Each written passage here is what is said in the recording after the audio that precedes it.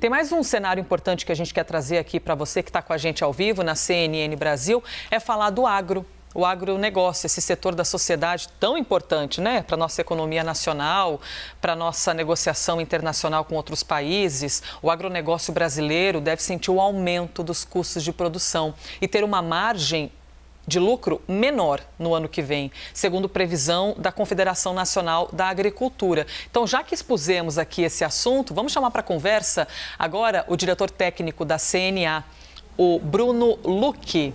Ou Lucchi, não quero cometer uma deselegância aqui, hein, Bruno? É Lucchi mesmo, falei certinho, né? Falou certo, é Lucchi. Muito bem. Boa tarde, tudo bem? Boa tarde, obrigada, hein, pela gentileza de conversar com a gente e de estar presencialmente na nossa sede da CNN em Brasília. Quero começar compreendendo, por favor, Lucchi, esses números que a gente citou. Por qual motivo, então, a nossa margem de lucro deve ser menor para o ano que vem? E se já existe uma expectativa de um valor menor em quanto?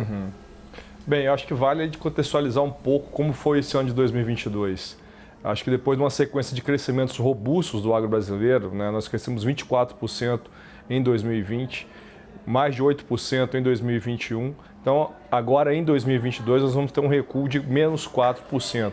Isso se deve principalmente nos fatores internacionais ligados à guerra, que potencializou ainda mais os efeitos da pandemia, então nos deixando muito mais caro a questão de fertilizantes, combustível, energia, como toda a sociedade brasileira também sofreu com a questão energética, não só no Brasil, mas como no mundo.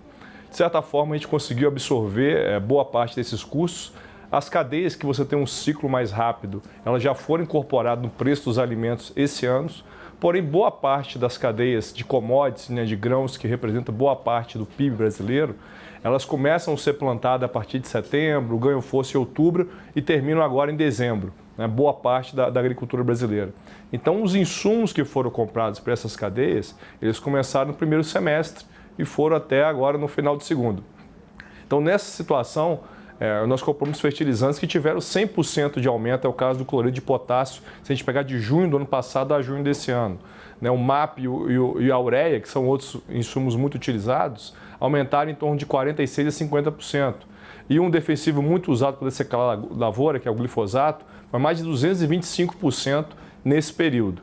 Boa parte dessas cadeias destravam preço, né, mas algumas não conseguem fazer isso. Se a gente fizer a análise do preço dos produtos, soja, milho e boi, por exemplo, a soja aumentou 20% nesse período, onde os custos subiram muito mais. O milho caiu 7% e o boi ficou basicamente estagnado. Deixa eu chamar Gustavo Uribe para participar dessa conversa com Bruno Lucchi, o diretor técnico da CNA. Uribe, por favor. Diretor, no cenário externo, é até compreensível essa expectativa negativa da CNA. Nós ainda temos a guerra da Rússia contra a Ucrânia, nós temos uma expectativa de crescimento menor de nações que compram nossa produção, como Estados Unidos e União Europeia. Que fatores internos da política brasileira podem acabar influenciando nessa perspectiva de menor lucro e maior custo de produção do agronegócio brasileiro?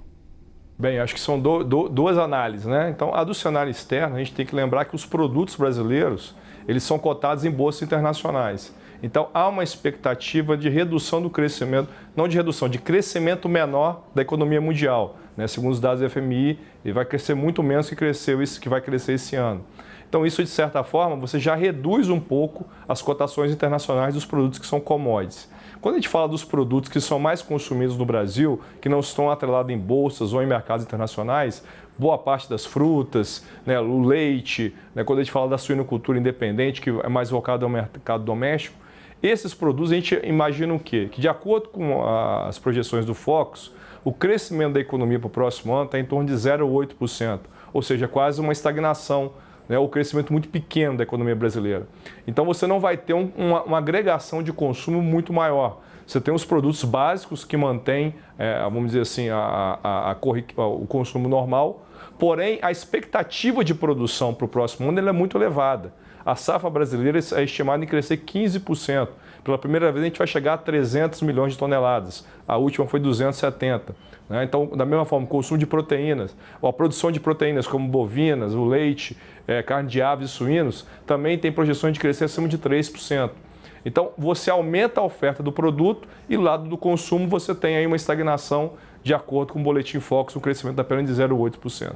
e que políticas o governo atual, o novo governo, o governo de transição, podem adotar para ajudar esse movimento em relação ao agronegócio?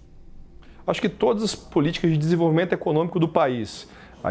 Nós elaboramos um documento para os candidatos à presidência e o Congresso Nacional, ou seja, para os próximos governantes, e ali a gente listava quais seriam realmente as prioridades. Trabalhar a questão das reformas, né, uma reforma administrativa para você realmente ter um gasto mais eficiente do governo, você trabalhar uma reforma tributária que não aumente carga tributária e sim simplifique isso para todo o empresariado brasileiro.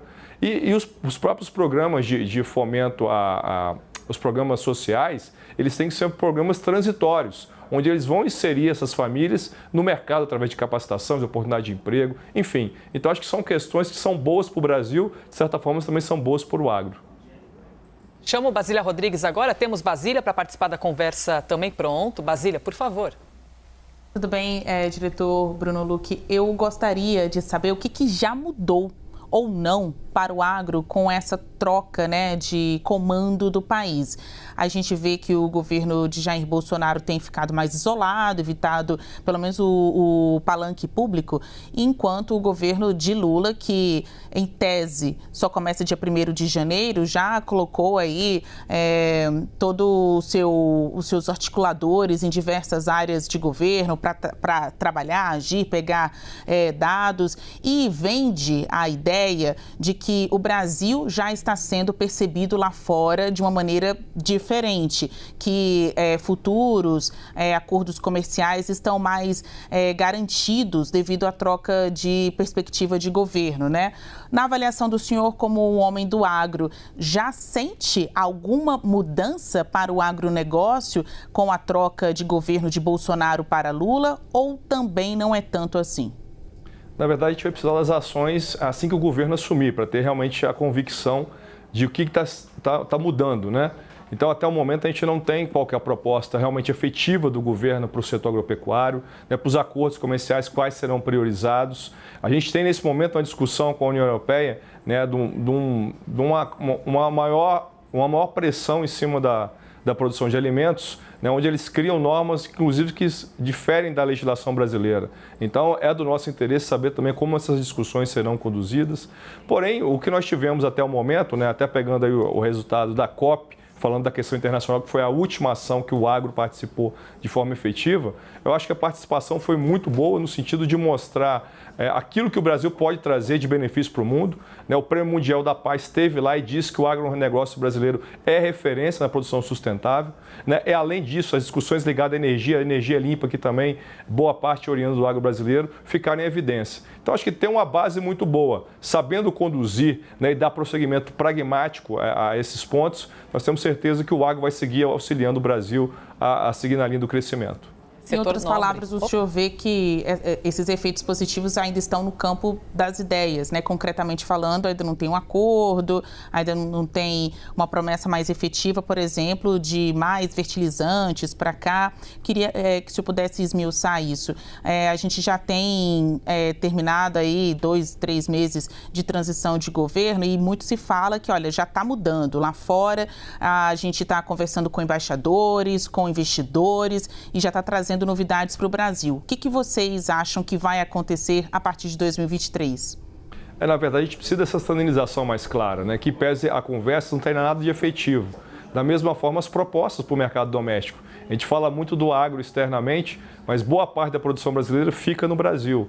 Então, acho que seria necessário, até para a gente fazer uma avaliação mais justa, né, ter essas propostas na mesa, saber quem são as pessoas que vão estar à frente, né, da pasta, né, dos principais ministérios que fazem interface com o setor, até mesmo para que a gente possa traçar uma perspectiva justa aí de médio e longo prazo.